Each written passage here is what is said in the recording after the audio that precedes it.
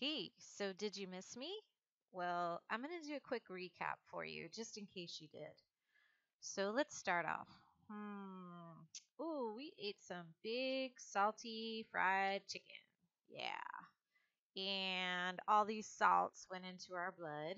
And what happened was, is having the salt in our blood created this osmotic pressure because the water was drawn out of our cells to kind of dilute the blood, kind of like this picture. See here, the blood and the water would be the same. Just kind of go with me on this picture. I know it's not exactly the same, but then you ate these. Just pretend these is salt molecules, so all the water kind of got drawn out here. And then, so the water is outside of the cells, and so the cells are more collapsed in. So now this is creating osmotic pressure. Or maybe we went outside and we played basketball for hours. Play basketball. And then we sweat a lot. And now all the water got drawn out onto our skin. And there's not as much water in the cells because I believe humans are made of around 68% water. You can look that up. Not quite sure if that's the exact statistic. But anyway, we've got osmotic pressure going on because the cells don't have as much water as they should.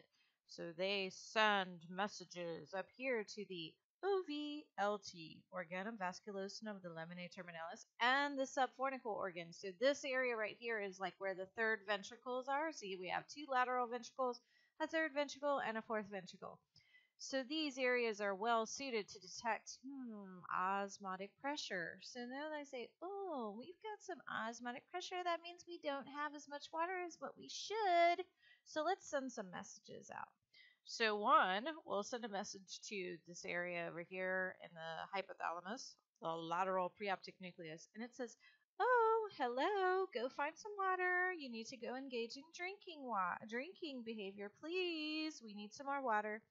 And then simultaneously, these areas send a message to the supraoptic and paraventricular nucleus of the hypothalamus, and they say, you better send a message down to that posterior pituitary gland and release some vasopressin. So when the vasopressin is released, it's released.